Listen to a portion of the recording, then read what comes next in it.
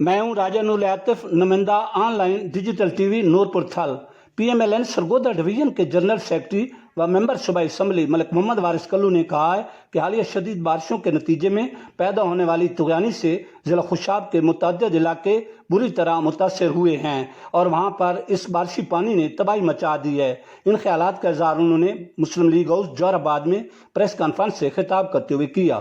سابق MNA ملک شاکر بشیر امان، سابق صوبائی وزیر ملک محمد آصف سابق MPA ملک کرم الہی بندیال، مسلم لیگی رہنما ملک عمران بشیر امان، ملک عزیز بشیر امان، ملک سعد بشیر امان اور چودھری شجاع الرحمان ٹیپو بھی اس موقع پر موجود تھے۔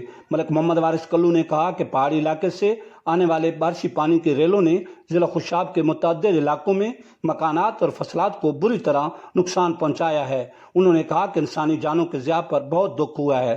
ممبر صوبائی اسمبلی نے کہا کہ حکومتی سطح پر متاثرین علاقہ کے لیے جلد از جلد ریلیف پیکج کا اعلان کیا جائے اور میرٹ پر تمام متاثرین کی امداد کی جائے۔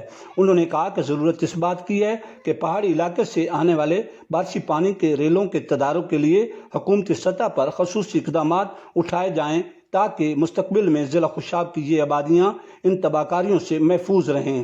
ملک محمد وارث نے کہا کہ ہم نے اپنے دور حکومت میں وزیر اعلیٰ پنجاب میاں محمد شہباز شریف سے 6 کروڑ روپے کے فنڈز منظور کروا کر تحصیل ورپورتھل کے علاقے تیتری لغاری میں دریائے جہلم کے قریب سپر بند تعمیر کروایا، جس کی وجہ سے وہاں کی آبادیاں دریائی کٹاؤ کے عمل سے محفوظ ہو چکی ہیں۔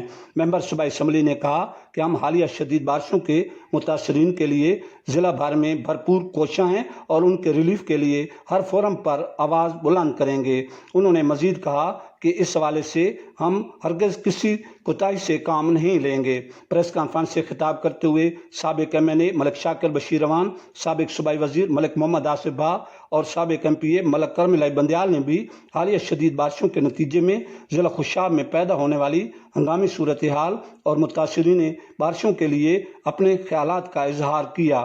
پریس کانفرنس کے اختتام پر شدید بارشوں کے نتیجے میں جاں بحق ہونے والے افراد کے روح کے ایصال ثواب کے لیے خصوصی دعا بھی مانگی گئی۔